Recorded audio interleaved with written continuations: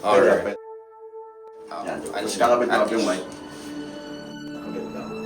Pero lang yan.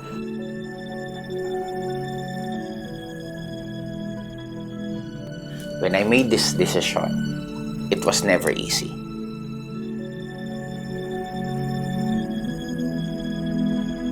This is one of the hardest decisions I made. Pero sabi nga nila, not everything happens the way we wanted it to be.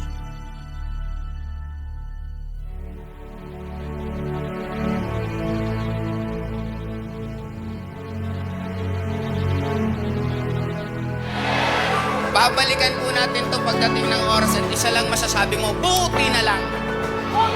Buti na lang, nandito ka ngayon. But if you close your eyes, does it almost feel like nothing changed at all? And if you close your eyes, I just realized a single decision acted upon with integrity and burning passion is powerful enough to set the world ablaze.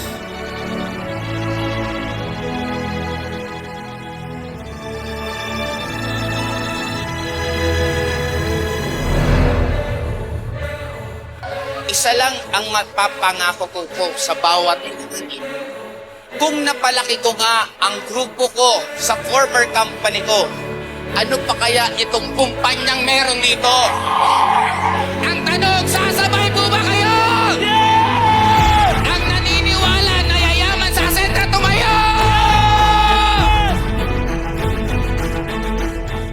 Kahit hindi madali, but it needs to be done.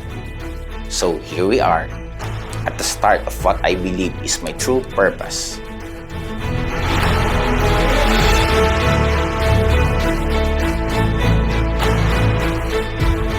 Yes, madali pong mangako.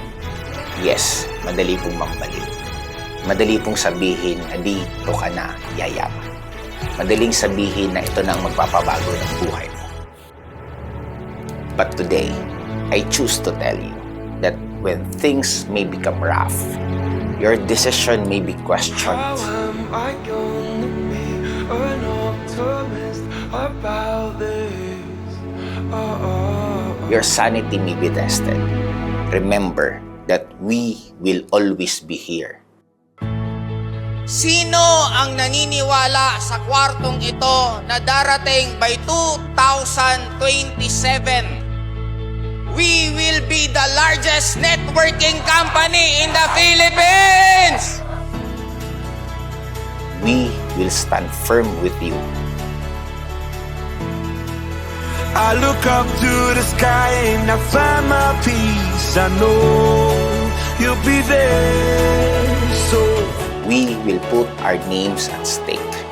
Kahit anong mangyari, sasamahan namin kayo hanggang dulo. to the end of time, make me feel safe. Oh, I just need you next to me.